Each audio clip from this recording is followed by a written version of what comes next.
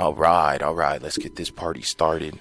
You ready? I'm ready. Let's fucking take off. Okay. What was that song? Popping bottles in the something like Apple bottom G. lizards. What? No. Fly like G6. Oh, yeah. I forgot about that. All right. In 3, 2, 1. Good evening, everybody. Welcome back to Project Airwaves. Hello. Another beautiful, glorious day covered in germs and spit. Don't touch your face. Wash your hands. And please, by all means, don't fucking touch me. Lynn, how you doing? Rinse, wash, and repeat. I'm all right. I'm here doing the best that I can. Living my fullest life, doing absolutely nothing other than work and life. Here with the beard? Here with the beard. He's here with the beard. Beard's still here. I shaved my beard. I had to put on my summer coat. So I just have my little goat. You know what? I get it because it's getting so hot right now. Today was the first day in a very, very long time where it's hitting close to the hundreds. Right. Quick. Miserable. Quick. Sweating up a storm. Didn't realize how much I hate being hot until I actually got in my fucking car.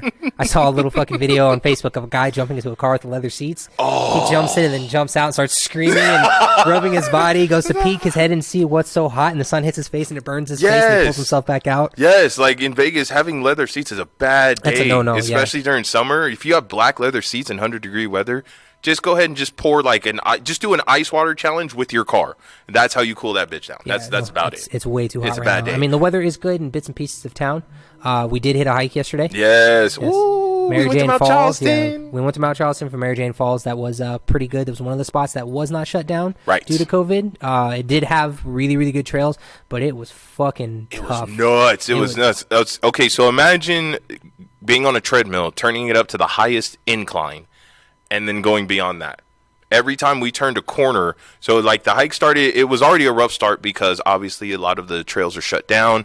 We didn't really have a lot of parking. So where we did park, thankfully, wasn't super far, but we had to walk about a good 5-10 minutes, and then we hit the trail. At an incline. Off top. Just to get the trail. So just to get to the trail. And then every time, it's probably like, I don't know, 15, 20 minutes of a straight walk, and then it started zigzagging. And every time we hit a corner, you look around the corner, and the incline got steeper. Yep. And you're just like, the fuck? The whole purpose, the whole concept of Mary Jane Falls is it pretty much links up to the backside of one of the mountains on Mount Charleston. Yes. So you're literally just hugging the mountain face. It's amazing, it was brutal. It took about an hour and 45 minutes, almost 2 hours. But it was worth it. Once you get up to the top and that waterfall is running and it's a big open valley, it was by far worth it. But it was crazy. You know, a lot of people aren't paying attention to the social distancing. More or less is that everybody went. It's so packed up there. Yeah. Everybody was paired up in a train. And I understand it's hard to stay inside, regardless of a pandemic or not. It's hard to stay indoors, especially for those of us who are used to being active. Yeah. When you're active, like for all of you who don't know me, I used to be 320 pounds before Lynn got a hold of me and got me back into the gym. I'm down now to a stable 280, 275, and I'm comfortable there. But before that, I wasn't active. I was doing security. I would go to work on the strip for 8 to 10 to 12 hours, go home, sleep, eat, get fat, and go back to work. I look like Carl Winslow, like mustache and everything. But now that I'm more of an active person, like Lynn showed me with like when we started doing supplements and everything, my metabolism went through the roof. My body has become used to eating 3, 4, 5 meals a day in some cases. Right. Some mostly snacks, but like sometimes two big meals. I can't do that. Because I can't go to the gym and hit the treadmill for 30, 45 minutes. You know what I mean? Still trying to stick to the home workouts, trying to stay active, doing the hike. I knew it was going to be the last hike of the year, more or less just because it is getting too hot to go up there. But today's going to be a real talk. Real talk. It'll be a real talk, too. We're going to start hitting some comments or I guess some topics that are affecting my life, affecting D life, and everybody else's as well. Yes. We hit that big hike yesterday because my job decided to, pull the fucking rug out from under me and everybody else is now that I normally would work 4 10-hour shifts and get 3 days off, they're bringing us down to 5 8s, which means we get a day and a half. Spend 1 day sleeping, which is our Friday, and then 1 day off, and right back to work for another 5 8s. Yep. The incentive of wanting to be at a fucking job working on graveyards with only getting a day and a half off after working 5 days. Because you're not human. You don't need a life. No, exactly. Who needs a life outside of this? No, Trying to you're a actually robot. enjoy something, and me and Dee were talking about this earlier. Having those days off, you have 1 day to rest, 1 day to take care of all your errands and bills, and then my third day was doing something that I enjoyed. Whether it be My me day. My me day, going on the hike, trying to go see a movie, Right. go out with friends, Play video play games. video games, record a podcast. Like, that me day was the only thing keeping me and every person that I worked with sane Right. enough to want to go back to fucking work. But now that you're going to strip us of that extra day just so you can, I don't know, cut corners or penny pinch, it fucks with everybody. I know half of my shift has decided to fucking leave because realistically, you're not benefiting us with anything. That hotel that I work at is infested with moths. Oh yeah, you mentioned that. Like the whole strip is covered in moths and fucking shit. Dude. It looks like, you remember when those, what was it? Not locusts, those grasshoppers came and invaded town a couple months ago? Yeah, and they were just all over everywhere. Turn that into moths. Ugh. The moths, it looks like ants. They are tucking and layering over each other like World War Z. Just the minute that you so much as breathe, they're attracted to vibration, to sound, and to light. So the minute you touch something, they freak the fuck out. I'm talking the inside of it is infested. The restaurants are infested, and you know there's only security and engineering walking through, but you're walking through an area that is practically uninhabitable because it's infested with bugs. Right, which used to be full of people. Exactly, full of people walking around with masks. You know, no human contact in a hotel that's running at 90 to 100 degrees because there's no AC running. Yeah. It's unrealistic. If you're not going to give us our 3 days off and you're giving us masks and checking our temperatures 2 months past, what the fuck was the point? Well, and I remember you said you guys don't really like do briefs or anymore or anything. No, and I they was took like, away why don't everything. they just conference you before you come There's to no work? briefing now. You're pretty much getting your temperature checked. You're getting your mask and your schedule at the fucking entrance, and then you're going straight into shift. There is no briefing. You can't go into your lockers. What I don't understand about it is if there's so few of you, aren't you guys technically already social distancing yourselves? It comes to the conclusion that I've seen that they are nitpicking at everything because they don't know what to do. It's the equivalent of knowing. Let's run a scenario. It's saying when your parents tell you to take the chicken out of the fridge to thaw for dinner right before they come home, and that was 5, 6, 7 hours ago. You forgot to take it out, and then you realize in 30 minutes they're going to be home. You do everything in your fucking power to get that chicken thawed. You throw it in the fucking microwave. You soak it in water in the sink. You throw it out in the sun. You go buy another chicken. I feel like it's gotten to the conclusion that MGM as a company, or just most companies, they're literally reaching for scraps, just doing whatever. Okay, today we're going to want you guys to come in with your shoes untied. Today we're going to make sure that you've brushed your teeth before you walk through the door. They're nitpicking. Are you wearing your banana hammock today? Exactly. Your company issued banana hammock? It's so fucking ridiculous that, a lot of the guys that I work with, they're pretty much saying like, dude, what the fuck's the point of being there? You're making it so people just want to strike. They either want to strike or they don't want to be there. We're making less money for the people that are unemployed. Yes. On their unemployment, paying $1,000 a week. Yes. Doing double the amount of work of being in a hot ass casino infested with bugs and no contact with anybody for 10 to 12 hours. And that was my biggest question when they were talking about handing out these checks. It's like, okay, so for those of us who are still working, we're getting a check. That's great.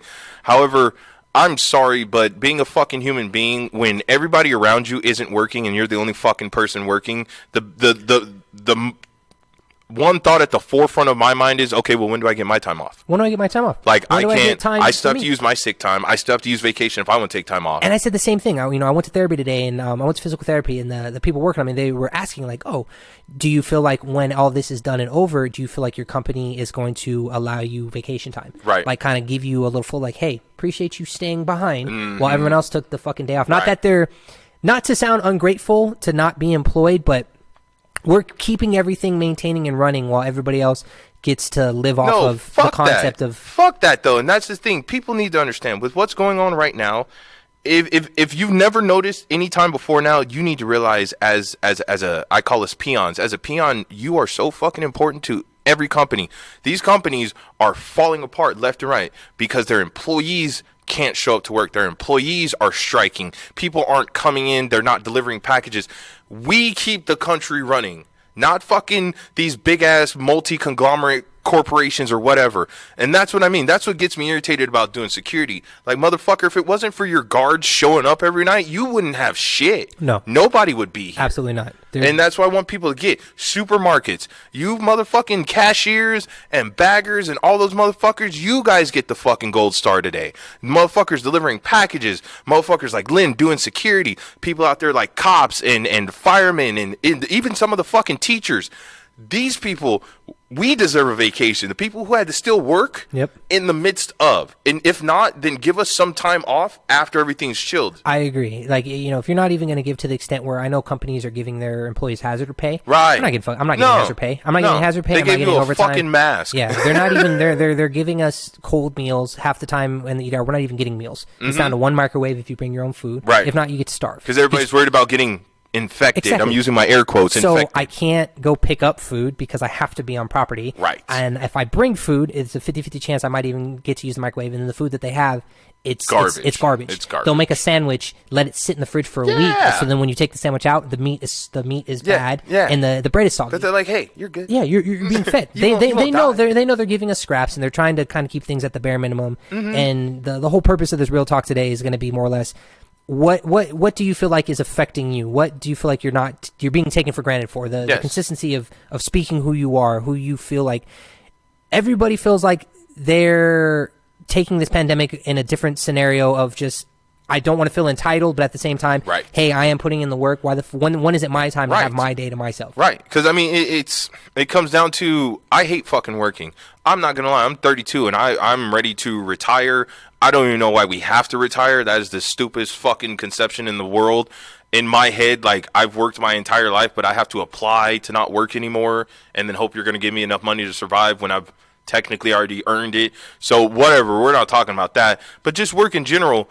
Why am I working 5 days a fucking week, 8 hours a day, with 2 days off, which we all know isn't enough time to do shit? No. Half the time you're, like Lynn said, you're sleeping for one day or trying to sleep, because some of us have kids, some of us have family or shit that happens outside of work. We still have lives. So with 2 days off, that's not enough time to recover from shit. It's not. It's so that you are in a mentally devastated state, so that you can't, I don't want to say revolt, that's not the proper word, but so that you can't push back. Yeah, they physically, or like more or less mentally and emotionally, put your body at a deficit. Right. It's like, I don't have enough energy to push myself to want to do anything extra. Right. Because the 9 to 5 bullshit. I'm not getting anything fucking from it. I'm not getting anything done. You know what I mean? I can't do anything outside of this. You know, me and D were talking. We it sucks to say we're taking a step back with this presentation and trying to make this podcast a bigger thing, you know, trying to push out the video, trying to make the merch, trying to advertise our influence on social media. Everything is getting more and more stopped because life keeps getting not necessarily in the way, but it's like shit keeps happening. Shit keeps happening, and until this COVID shit gets fucking pushed back or things start to open back up, we're at a standstill. We're at a standstill working with what we got and the minimalizing what we can and can't do. Right, and that's why me and Lynn were talking. I was like, fuck it, we need a real talk episode. You know, it's been a while. If you want to know what I'm talking about, go listen to our first real talk episode. It's really popular and it's really fucking good. It was up there, yeah. But we needed a real talk because from time to time we need a venting session. As positive as we want to be and uplifting, because we know there are people out there going through far worse shit than us, and they might just need an uplifting voice or someone just to understand. We are those people, but right now I'm fucking irritated because it feels like we're doing a lot of work and we're running in a fucking a little mouse wheel. We're running as hard as we fucking can, and it's like we get off our little wheel and we get to sip our little water, and then it's get back on the fucking wheel. You had your 15-minute break, your 30-minute break. Look, I don't know who the fuck or why the fuck some asshole thought working 5 days a week with 2 15s and a 30 was fucking legitimate for the average human being to work. No. That's bullshit. It's fucking stupid. And the only people it's helping are the people who own these fucking companies. It's helping keep their pockets fat. And it's always going to be like that. You're always going to have the company's upper management, corporate, micromanaging stuff with, the lower class individuals to get what they need in order to keep everything else afloat. I've yet to see, we used to have these briefings left and forward, back and right to keep us posted because a lot of us didn't know what we were going to happen with our jobs. Now all I'm seeing after, it was Monday night for Tuesday morning, I'm seeing corporate people pop up left and right because now that we're doing temperature checks for just employees, 2 fucking months later, after the pandemic has already been running, good job. They're doing it to show face, and I know that they're still making money to work 1 day a month. Of course. Just because they need to be, they need to show that they show face to keep a paycheck. Right, well, that was my biggest question was, okay, instead of putting out these stupid fucking checks, which you're going to have to do every fucking month until this coronavirus goes away. Side note, do you know if is there another one coming? There's another one coming. Oh, I didn't even know that. Not this month. It's not the first yet, but in May, as long as the coronavirus is going and people can't go back to work, they have to send us these checks or else the country's going to flop. Yeah, exactly. And that to me was a big red flag is, okay, why not just put everybody's monthly balances to zero? No, we're going to give you check to give you more money so you can keep paying for shit and keep circulating money, even though you're technically not supposed to go anywhere.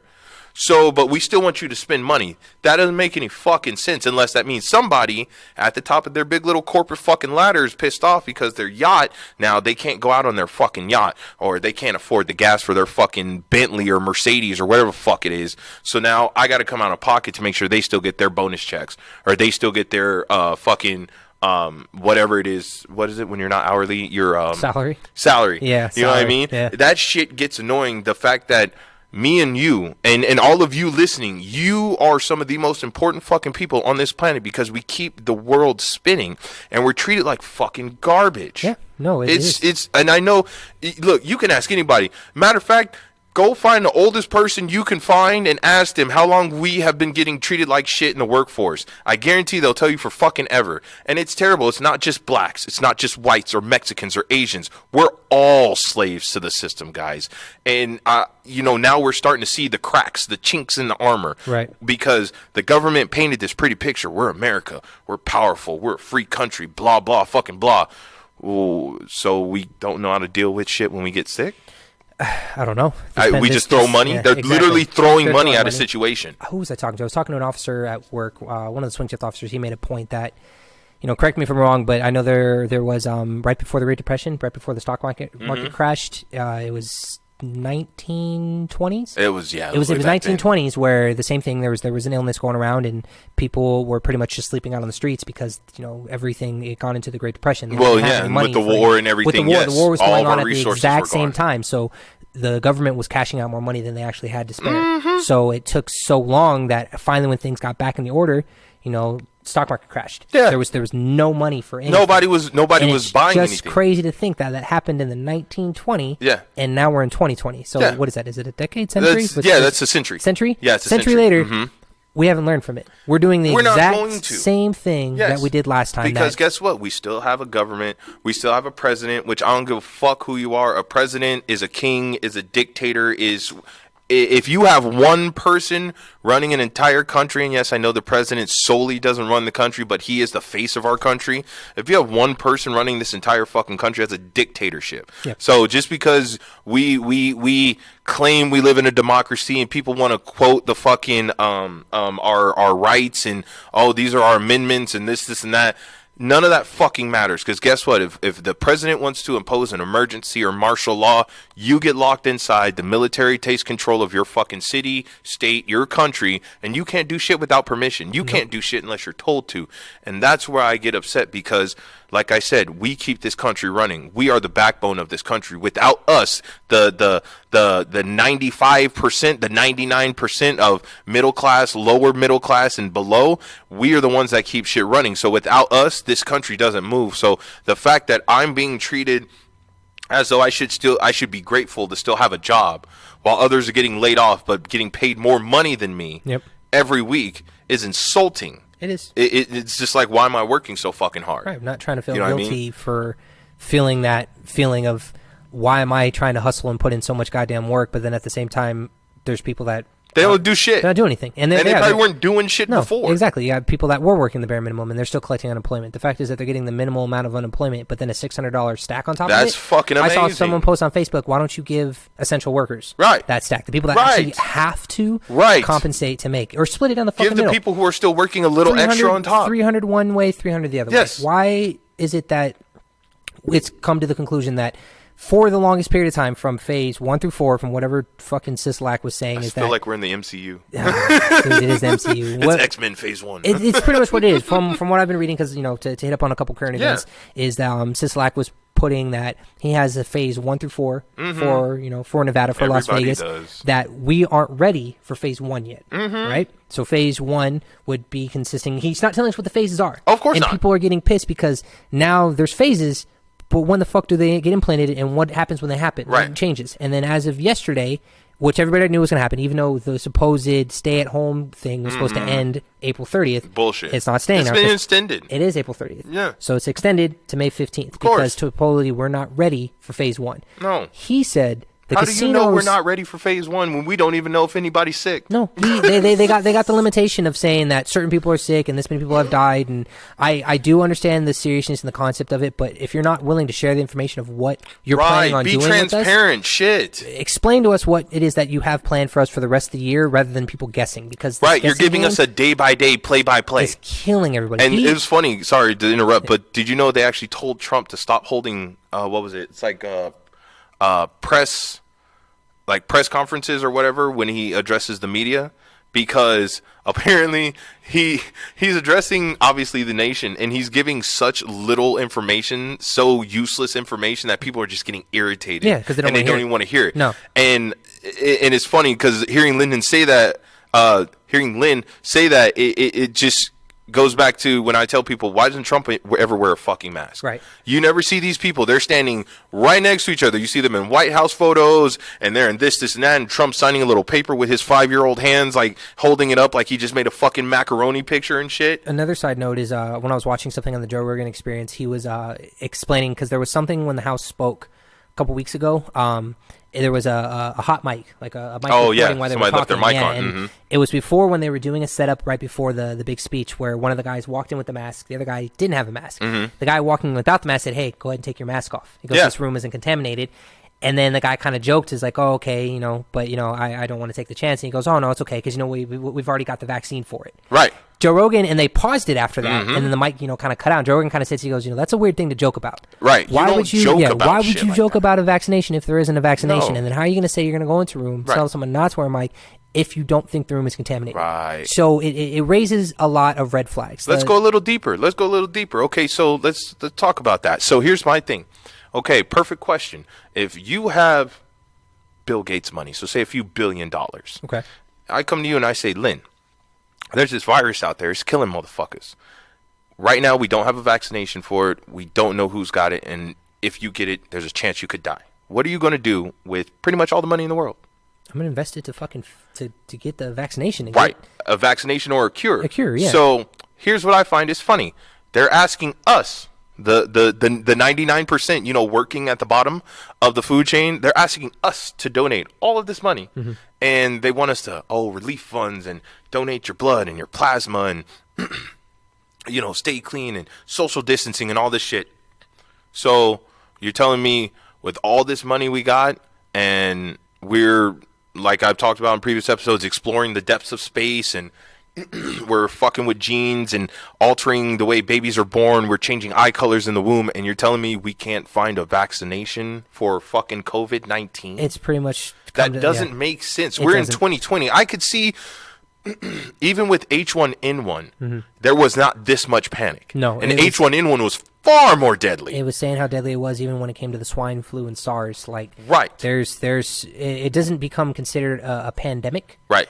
An epidemic, whatever you would call it. It doesn't become something like that until it's notarized that there is no cure for it or any way to fix it. And this is the only reason COVID-19 is really... No, let me back up. One of the reasons COVID-19 is so dangerous is because of how easily it's passed or transmitted. Right. So it's not necessarily how deadly the virus is. It's more or less there's too many people that have it that can't be treated that are dying from it. Right. So, and that's what I'm saying.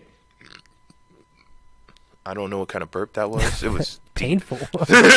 So that's what I'm saying. If you're one of the richest people in the world and there's an outbreak in the world, what are you going to do? You're going to contaminate. You're going to spend all the money that you have to make sure you and yours are good. Yeah. And that's what I'm saying. Like when you talk about having a hot mic and stuff like that, they're telling us they have this shit under control. Because that's, like I said, Trump, who is 70 some odd years old, and we already know elderly are some of the most susceptible to the coronavirus. Right. Trump doesn't wear a fucking mask. Yeah. His cabinet, who's, I would say, the youngest guy in his cabinet is probably 40 or 50 years old, maybe 60. So they're all at a higher risk of catching it, but none of them wear masks. No. And they're in a room full of people standing in this. I mean, the room ain't big. It's probably like the size of a fairly decent living room or whatever. So you're all in close proximity because you're all trying to ask a question. Trump is sitting there, open mouth. He's waving his hands all over the place, and you guys are Gucci. Yeah. But I go outside and cough, and motherfuckers gonna be on me like Monsters Inc. Like they caught me with a sock on my back. Oh my god, what was that called?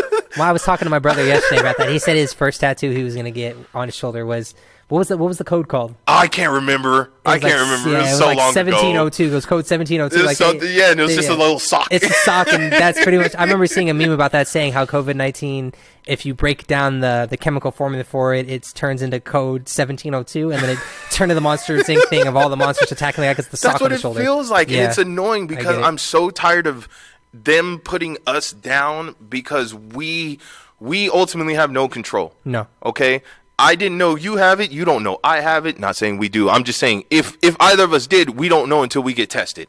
And most people aren't getting tested until they're already sick and showing symptoms and or going on the downhill slide of COVID. To hit the point of saying with the phases and everything like that, how are we supposed to ever know when we're ready to start the next phase of everything? You don't until you test every single fucking person. Every single person. And their mom. They're going to wait until it turns into a concept of, all right, well, we haven't heard of any cases, right? So we're fine. We're just going to assume. When shit opens up in a month and all of a sudden we got new cases, right. What are you going to shut everything down again? Yeah. They said phase 4 is when they'll open up the casinos. And we're not even in phase 1 yet. No. So that means they probably won't next even year. up the casinos until next year. Next year, minimum. They're talking about like no more buffets forever. Right. A lot of these places, when I go look up locations, like just to order food, it's not temporarily closed. Schools are officially shut down. Permanently closed. Yeah, yes, schools are shut down. They're talking about not, having the kids come back to the school for the rest of the year. My girl works for the state. She's been home for over a month, and they're talking about bringing her back to work on the 15th. And in my mind, I'm like, okay, but to what end? Yeah. Like it's almost like they're treating the virus like it's some type of like irritation. Right. Like it's if we just kind of inch our way back into normality, it'll just kind of go away. Like, no, this isn't that. We need to handle this like a proper pandemic. Because in my mind, it's almost like how it was back in the day with the Black Plague. How it wiped out like I think it was like a quarter of the Earth's population, maybe half of the Earth's population. This was one of the most dangerous pandemics on the entire planet. Right. We didn't know how to deal with it. We didn't have technology. We didn't have anything. So this is going back to my previous episode, and I'm sorry to be referring, but that has a lot of information. Going back to something I said in one of the previous episodes is, it's 2020. Of all the sicknesses, pandemics, health risks, and everything out there that we have known of, how are we not prepared for COVID-19? This should have been a fucking no-brainer. I get it, guys. We can't. Some things just pop up without an origin. Some things pop up, and yes, we can't find a cure right away, and I get that. But at the same time, it's like the good old saying goes, if you don't learn from history, you're doomed to repeat it. How many times are we going to have to fucking repeat this before we go, let's have something in place? As soon as we even hear the faintest, like just a little just a little whimper of a new fucking virus, or if we find out that something's out there that could kill us, lock down. Mm-hmm. No questions asked, lock down. We should already have shit in place. Our jobs should all be taken care of. Bills go to zero. Hey guys, stay inside. We'll come get you. Like I was telling my girl, it should be like track school. You remember back in the day, track school? I don't know if you went to track school. So you had different tracks. I think they had 4 tracks. So you remember how we used to go on summer vacation? Yeah. In track school, if you're not on that track, you don't get summer vacation. What you get is winter vacation. So it's a flip. Right. So that way you still technically get those 3 months off. It's just not during summertime. Oh, okay. And so it depends on what track you're on. That was in like elementary school. Damn, I didn't know But that if you shit. treat work like that, it's like, okay, so January through April, these people don't have to work, or however they're going to set it up. So rather than having to work 365, like almost every day of the year, you get an equivalent of what is a break. Right. You get like a 2 or 3 month break. All of your bills go to zero, or they send you a check. Mm-hmm. You know what I mean, to pay your bills. Mm-hmm. But you, for all intents and purposes, do not work for a set period of time. You know how fucking great that would be? It's more or less like you're getting a mental recharge. Your whole body. It should be required. Like, that's what I mean. You can't tell me these people at the top are fucking human when they believe working 5 days a week, 8 to 12 to 10. They don't. All these hours of the day and really they're playing off of your greed. They're hoping you're so greedy and broke that you'll work all the overtime in the world, right. Which is just justified slavery to an even further extent. so you can make more money on your paycheck. But what they're not telling you is it puts you in a higher tax bracket, so you end up paying more at the end of the year when you go, or at the next year when you go to file your taxes. Right. So this is what I mean. Like, this whole system is fucked, and COVID-19 is showing us how fucked the system is. There should be no reason we have an unemployment system and we can't pay motherfuckers on unemployment. That's like a taco shop running out of tacos. Motherfucker, that's your job. There's a lot of places, or a lot of people that are still not collecting unemployment. It's yes. People that put unemployment. Millions. People that put unemployment back in March. They're not even collecting theirs now. Yes, but yet you have kids. Okay, kids, and I can only testify to this because I have a godson who has friends who is, I know what's going on with the youth, but some of them are making unemployment checks. They're making more than fucking me. I'm 32. I'm working at a job where I don't stop it, but I help prevent planes from falling out of the fucking sky. I make sure your packages get to you on time. I make sure shit like that goes through smoothly. But these little fucking kids over here folding clothes in PacSun are getting paid more fucking money than me. That's a kick in the dick. It is. It's a slap in the face. It makes it hard to work. It's making stressful. It's making stressful just to go on your day by day. It's like even if I decide to go home and try to enjoy what's going on with whatever it is my life is at home, having to go to work to stress out the fact is that no matter how hard I grind, I'm still collecting the same amount. Yes. Less than what someone else is making, right. And I'm doing double the work. Right, so even though you're putting in the work. I've lost interest at that point. I've gotten to the point where it's like, I'm just going to go to work. I'm going to show face, but don't expect a lot from me. Right. Don't expect me to try and overexceed and do area checks or try to make sure the doors are secure. Because things are different. Back in the day, because when I used to work at Fabulous Freddy's changing oil, I used to talk to people changing oil. I talked to this dude. He drove this gorgeous blue Stingray Corvette. And every time he'd drive in, he would look for me so I could change the oil and drive it.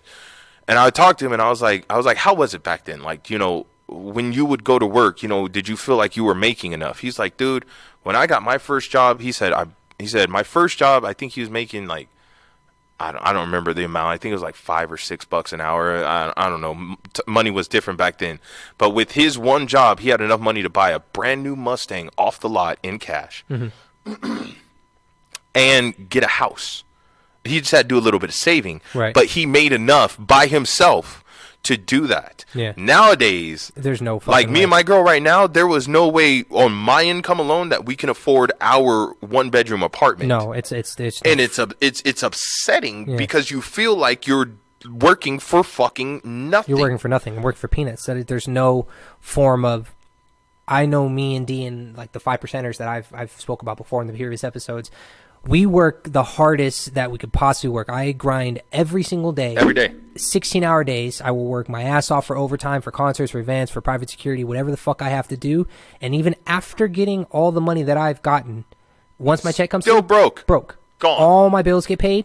I put food on the table. Right. And that's it. I can't buy anything new for myself. No new clothes, no new games, no new gym gear.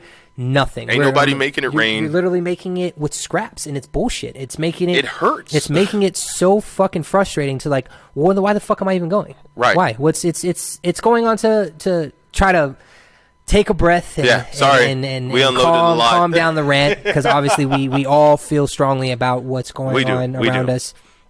It's trying to take into consideration or maybe think a different path or different plan of when this does lighten the fuck up and when things possibly go back to what you would call normal, even though things won't be the same. Right. What do you feel like is going to change? What is going to be the new routine of a daily thing? I know for me, for a fact, I'm not taking anything for granted. I never have. Right. But I will not. Even more I will not go back to working whatever I'm doing at work, pretending like if I try extra hard and put in some extra effort and maybe show up and show initiative that I might get a couple extra bucks. Right. No, fuck that. No. I'm making sure, and what me Dee talked about is we need to make more time to do things that we enjoy. Yes. I love to death doing this podcast because it does give me a platform to push out who I am as an individual and be able to take in feedback of what everyone else is feeling, what I can do to make things better.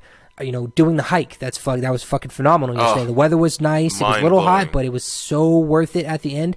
Being able to enjoy what a day-to-day routine would be rather than just having to fucking feel like, all right, I know my day is consisting. Even though I'm only going to work for 8 to 10 hours, that's my whole day. And there's a lot of science behind that. There's the psychological strain of doing this. It's like one of the other good old sayings, because I love all these good old sayings. It's what is it? If you keep doing the same thing over and over again, expecting a different result, that's like the definition of insanity or some shit like that. Right. And so by all intents and purposes, we're all insane because it works out for some people, and I'm happy for those people it works out for. But for the majority of us, we do our 9 to 5 every single day. Some of us from the age of 15, 16, others from 18 upwards. You do this job every single day. You hope either you get promoted, somebody sees something special in you, whatever. But if not, you're just stuck doing the same fucking job. Now, I have been working in call centers for almost 10 years now. Mm-hmm. And I can tell you for damn sure, if I never see another fucking call center in my life, I'm Gucci. I'm coming up on my fucking 5th year security. I'm like, tapped. I don't give a fuck about how my peers feel, you know, because it's always one of those things in the back of your mind. I don't want to look like a failure. No. I don't want to be a bum. I don't want to be homeless. But I really don't understand the whole point of this work 5 days a week for bullshit. Now, as far as essential, yes. People working at the power company, you know, the Cox Communications, like I said, police officers, firemen, teachers. You guys are what I call essential, regardless of if there's a pandemic or not. You're just essential. So, yeah, you're going to have those jobs where you need somebody there 24/7. Mm-hmm. But some of this other shit where it's like, okay, so for instance, my job, like I said, I help to make sure the planes get into the sky. So when I say that is they call us for checks and balances for the weight of the plane, the cargo they're carrying. Sometimes shit gets missorted or misloaded. So we got to make sure it gets moved accordingly so the plane can take off and deliver the packages on time. The thing is with that is that's not my whole day. That's like it makes me sound like a superhero. Yeah, that's the peak. That's like one call. That's the beginning of your day. That's the tip of the iceberg. That's like 1, maybe 2 calls a day. The rest of the time it's like talking to fucking Chucky Finster with a fucking bottle up his butt. It's just like, hey, my foot's bleeding. I don't know why it's bleeding, and I don't know where all this blood is coming from, but I need you to fix it. And you're just sitting there going, I don't treat gunshot wounds. Like, I don't treat open wounds. Common sense is not common. It's not common. It's rare sense now. We should treat the shit like Pokemon cards. Yeah. Like ultra rare sense, holographic sense. It's so hard to come through. I think my mom embedded in my head that you've got 2 different types of individuals. You have people that are book smart and they're street smart. Yes, all day. It's really hard to come across a combination that do both. You know, for me, I'm a street smart individual. You put me anywhere, I will survive. I will grind. I will make shit done. Book smart, I can learn things, but it takes me a little bit longer in order to actually open something up. If you put like a project in my face when it comes to having to do something for a test, it's hard for me. Yeah. Because I have to sit there and take the time to focus and do stuff. But if you tell me, hey, I need you to move something from point A to point B and figure out how to get there, I'll fucking get it there. And that's what I mean. And I guess like a part of me, I guess in a perfect world vision, you know, you should be allowed to do what you feel you are cut out to do. So like for me, I know I'm an active person. I know construction, obviously, any type of fighting for me, any type of physical activity, personal trainer, professional hiker, whatever, deep sea diver, anything physical is my game. The world we live in today, they don't want you to be physical. They want you to fucking be as lazy as fucking possible. Don't say shit. Don't ask for shit. We're going to pay you. It's enough to get you by. Be happy. Did you ever see WALL-E? You remember all the fat people in the what are those fucking hover scooters? The little hover chairs and how shit. They're on autopilot moving the entire time. They didn't want anybody to know what was actually going on in the outside world. So their mind, until they finally saw who they used to be, that concept of, all right, well, I'm just going to be on autopilot doing what I'm being told to do. And it's funny because, I try not to have conspiracies, but just putting shit together, guys, the shit looks the way to me. So it's like, when you think back, what was it?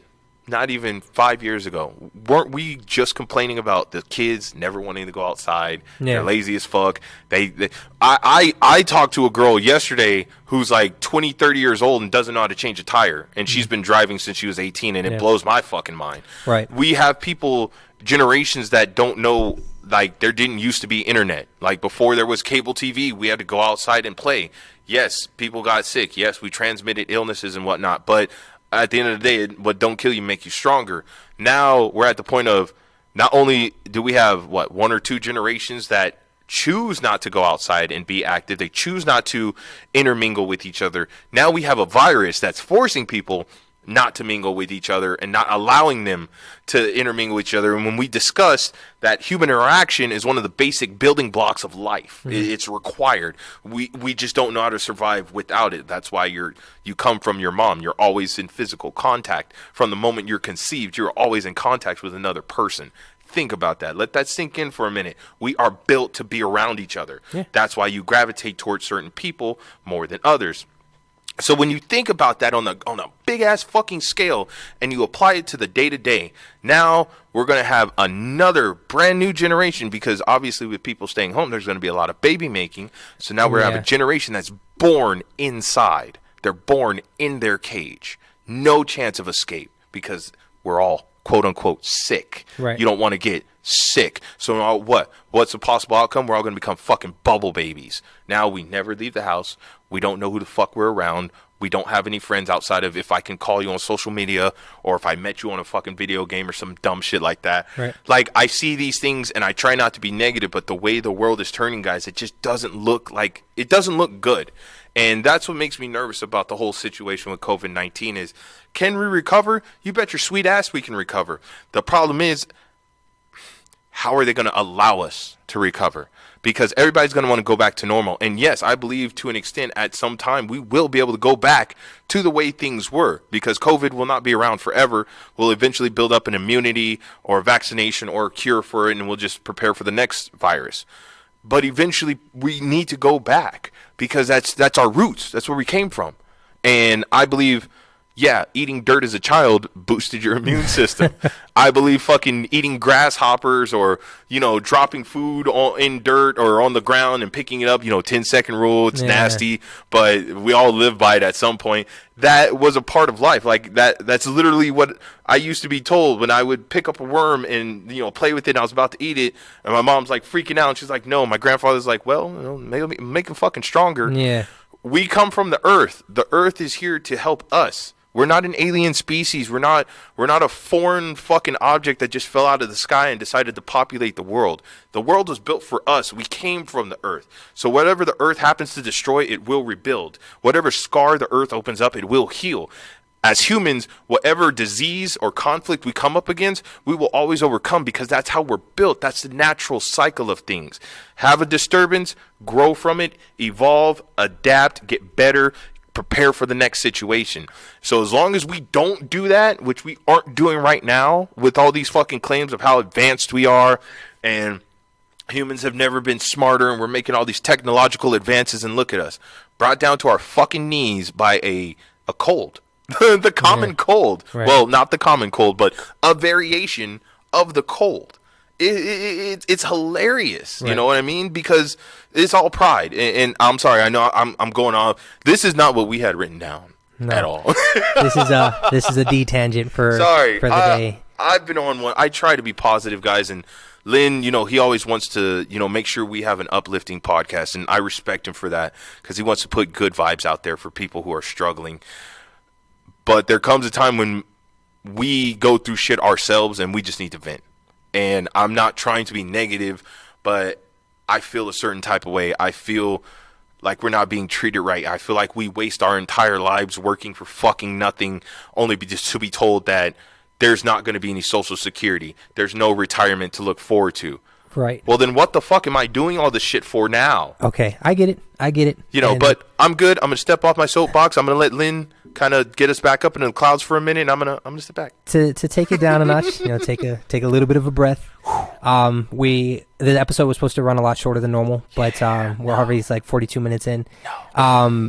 This podcast and the whole purpose in Real Talk and what we were trying to do is to give you the positives and the negatives. The negatives being the realness behind it. You've got people being pessimistic and optimistic. Right. There's a form of real pessimism and a real form of optimism. Yeah. Real is real no matter how you try to sugarcoat it. True. D coming in from the heart, it does help because it's what everybody's thinking, regardless if they want to announce it or not. And my mindset, the only way that I know how to, when I've been told by, friends alike more or less, is take the reality of what's happening, but turn it into an optimistic standpoint. Yes. Turn it into something positive and uplifting. Use whatever is happening around you in order to make things better. Don't let lack of communication, lack of reassurance, relationships, work, things in life get you down in this fucking rut where you feel like, fuck, there is no light at the end of the tunnel. I might as well just lay down and quit. Because as much as a lot of us want to just say fuck it and throw in the towel and stop trying, you won't. You won't because you can't. You can't. You can't. It's the equivalent of like just wanted to say, not to bring in a darker pattern, but like the concept of trying to commit suicide. Yeah. Like, a lot of people have that really hard feeling of just giving up and stopping, but there's a lot of us that have that mindset of, fuck, I do want to stop, but realistically, can I? No. Am I going to want to stop pushing? Right. You can't. Be this individual to where if... With a lot of times, what I've been told with a lot of my friends and family is I have a very dominant presence. I tend to be more alpha than I should be. Anytime I go to an event or do anything, it's never to the extent where I'm not the one driving, or I'm not the one directing us where to go, or I'm not the one where, even when it comes to the gym, if I go to work out with anybody, they're like, all right, what's the workout? What's the plan? And yeah, I do have my days where it's like, fuck, I'd like for once not have to take the wheel, but that's just who I am as an individual. So I've grown to adapt and to accept that. So with that mindset being, if you don't like how things are happening, change it. Fix it. Yeah. Fix it, change right. it. If it's not just what is happening with you, and if you don't like the concept of what someone else is doing, fucking fix it. Right. Confront it, adapt with it, overcome it. Don't be a dick and just fucking bulldozer over them, right. but go into the concept of communicating with them, with the situation, either whether it be yourself or another individual, and then give the reassurance that, hey, I know what you might be hearing is not what you might want to hear, what you might not like, regardless if you're talking to yourself like a crazy person or to somebody else. But reassure yourself that at the end of the day, this small change, this isn't you. It's gonna make things better. Right. It's not your fault what's happening. Right. And it will make things better if you're willing to adapt to the situation. If you're willing to turn this real bullshit of a situation into an optimistic one. Yeah. Pushing the limits to make something better, because I know for damn sure, especially when I'm at work, and a lot of the coworkers around me know, is that I don't take shit. I won't take shit from it. I don't give a fuck if you're my manager, if you're my supervisor, anything. I will question what it is that's happening, and I will either expect you to give me a reason why it needs to change, why I need to do what I need to do, and if you can shut me the fuck up by giving me a reason why, I'll do it. Cool. But if not, I'm not. Why? What do I need to change? I'm gonna dig into you. Give me a reason why this is making something better, or why you think it's going to be good. Because the worst case scenario, they're either going to get checked and be like, oh shit, well, I wasn't expecting you to ask questions. Asking questions doesn't hurt. Ever. Talking doesn't hurt. It's the way you tend to represent it. It's like something that I read up on a long time ago. Humans have different levels of vibration. Yeah. So you have people that vibrate violently, and you have people that vibrate calmly. If you go into a concept and meet somebody head on with the opposite form of vibration, you will balance them out. If someone is fucking screaming and acting out, and this is what you need to do, and pointing fingers, and they're coming at a very high vibration, and you come at a lower vibration, like, hey, maybe it doesn't have to be like that. Let's try and relax. I'll follow what you're doing, but hey, why don't we do it at a little bit of a slower pace? Right. You'll balance each other out, because that person wants a reaction to forms of high vibration. They want that fire to be fueled. They want you to vibrate just as hard as they do. When if you're willing to kind of calm down and match them in the middle, you're good to go. Right. And it will change. It will make things seem more plausible. It's the concept of I tend to rage and I tend to be an angry individual, but I notice, and I've been told before, that it doesn't always have to be. I don't have to confront things with violence. Right. I don't need to be that person where I'm like, I'm just going to fucking beat my emotion, my thought process into your head because what you're doing I don't like. It's like, okay, I could attack you and I could come at you and I probably could make you change what it is that you're doing. But maybe I shouldn't. Maybe I should try a different approach. Right. Try and find something that would make you my ally rather than my enemy. Yes. Everybody's not out more or less to get you, but more or less it's people are manipulating, controlling this bad situation for themselves. And you're right. And, Lynn brought up a very good point. A lot of the stuff you will hear me whine and bitch about are things that are outside of my control. Nothing, obviously, if you paid any attention to me listening to our previous episodes, I'm kind of a control freak. But that's just because I've seen things spiral out of control so fucking quick. I'm just as bad. And I know if I just step in and just take over for just a second. I am just as guilty, and I've been told by multiple people in my life that I have the tendency to become controlling, to become dominant, because I feel like I predict, I assume. Yes. I assume that this thing is going to happen out of experience, so I need to get the fuck in there and stop what's happening or control the situation so it doesn't happen, because I don't want to be the person to say I fucking told you so. Right. Because 9 out of 10, I end up being right. Then that makes you an asshole. Exactly. I don't want to be a fucking know-it-all. I don't. I'd rather be wrong more times, right, so I could correct myself than be right so frequently. But it hasn't turned out that way. No, and it hasn't. And it's more or less, it's the equivalent of people and situations you have to be around, and you have to baby them. You kind of have to take a deep breath, take your foot off the gas, and all right, let the situation run its course, right, and then figure out what you need to do to help everybody else fix it. Because if you're going in there fixing something, whether it be a relationship, whether it be your job, whether it be what's going on with the economy and everything else, if you're going in there just trying to fucking just ram through and pound everything out and not letting everybody else kind of get their hands in, like say, hey, you know what? Maybe person 1 can help. Maybe person 2 can help. Maybe person 3 can help. You stop being so disappointed on the bad outcomes for shit. Right. And that's the thing. Being a leader, it's difficult not to let shit go to your head sometimes because you really want to. You're like, I know I'm right. But I've learned that I fail a lot in life. I'll go in one of my sessions, if I haven't already discussed it before, I fail a lot. I failed, 6th, 7th, 8th, 9th, and 10th grade. I repeated 5 grades. Failed the math proficiency 9 times. Accidentally got a girl pregnant. The first girl I ever proposed to cheated on me shortly thereafter. The second girl I proposed to decided she just didn't want to be around. I'm used to failing, guys. Like, I've broken weird way of failing, but what's it called? Jump zone or sky zone with the trampolines? Oh yeah, Sky Zone. When you broke your leg. Yeah, when Sky Zone first came to Vegas, I was over there with my old friend back in the day. His name is, we'll just call him Jay. The first day I'm there, I snapped my fucking tibia. Okay. And it was funny because I remember seeing the commercials, and I remember seeing you jumping in the commercials. Yeah, you saw me. I saw you jumping in the commercials. You were limping in the background. What's wrong? I was like, I broke my fucking leg. He was the only black guy on that fucking commercial, and I see him going from jumping to falling. So they had recorded him breaking his leg, but they never advertised it until it was too late. And that made my concept pretty much to kind of wrap things up. What D was saying is a lot of us 5%ers of the voice of most people that don't want to make waves, or people that do more or less want to advertise how they feel.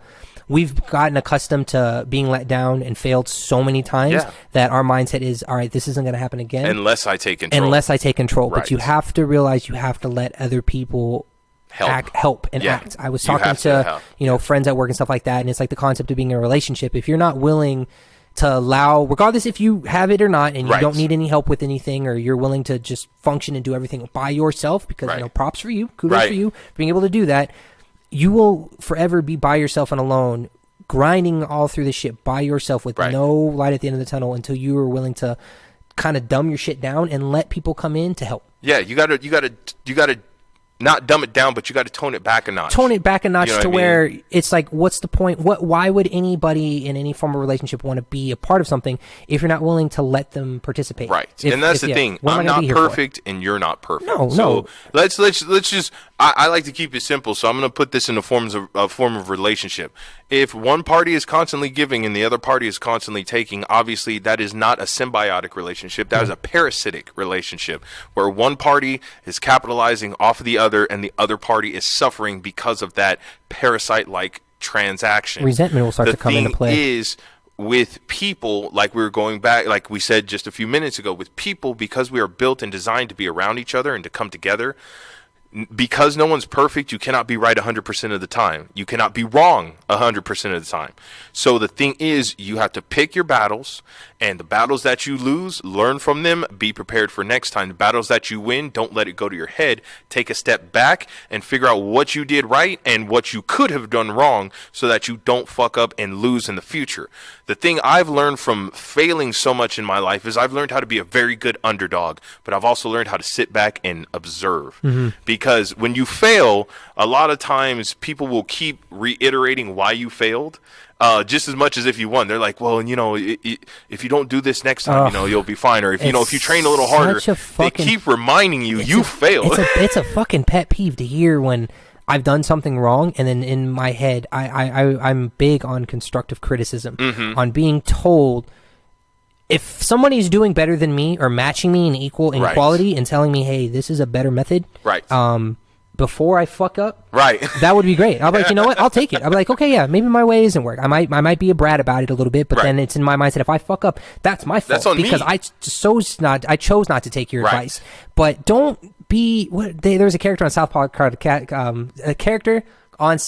called Captain Hindsight, where there would be a building burning. And the firefighters would see people dying, and then they're all jumping around, and then you see a superhero come down. They're like, "Look, it's Captain Hindsight," and they're like, "Captain Hindsight, what should we have done?" He goes, "What you should have done is had a ladder right there for people to get out of the fire quickly, and those people are dead. But what you should have done is put them out with water." I don't need to be told what I should have done After the fact, right? Yeah, or after the fact, the aftermath of something, because then it doesn't do anything. You're being condescending at that point. I don't want to hear it. So constructive criticism does come with it. It helps to be able to learn from your mistakes, and being willing. My two biggest beliefs in any kind of relationship or any kind of future goals is communication and reassurance. If you're willing to talk about what's going on with anybody, whether it be a partner, whether it be a friend, a family member, be open-minded to what's going on. Don't tear each other's throats out. I would be a hypocrite otherwise to say I do have that tendency to want to be able to control the situation. Of course. But I've learned to muffle my voice so someone else can speak. And then the reassurance that what you're doing is being done right. It's not to boost your ego. It's not to make you feel like you're better than anybody, but to know that you reassure a child. Everybody has the mindset of don't take away the concept of what children do when they get older. Even though you're an adult, being told you did something good. Right. For once, it just feels fucking nice. It helps to have someone be like, hey, you know what? You did good. I don't give a fuck what it is. Someone went to the bathroom, came back out. I see their hands are dripping wet. Hey, you washed your hands. You did good. You did good. All right, so to wrap things up, really quick on a side note, I just want to say this one statement: leaders aren't born; they're made. Yes, it's just like a diamond. It takes a lot of pressure, it takes a lot of heat, it takes a lot of time under tension. But at the end of the day, you come out a diamond. So it's just keep that in the back of your mind. The more heat life seems to put on you, the more pressure life feels like it's putting on you. Just keep it in the back of your mind that you're being refined like a diamond. However crude it may come out initially before it's all polished and shined up, it's still a fucking diamond. It's not a polished turd. So leaders are made. They're not born. But that's it for me. You got anything else? No, I'm good, man. Everything's out of my chest. Okay, so y'all motherfuckers know how this is going to go. I'm going to give you 3 seconds to get prepared. 3, 2, 1. Keep your head in the motherfucking clouds. Keep your feet on the ground, pushing forward. And this is Lynn. Project Airwaves. Project Airwaves. Take it easy, motherfuckers. You did good.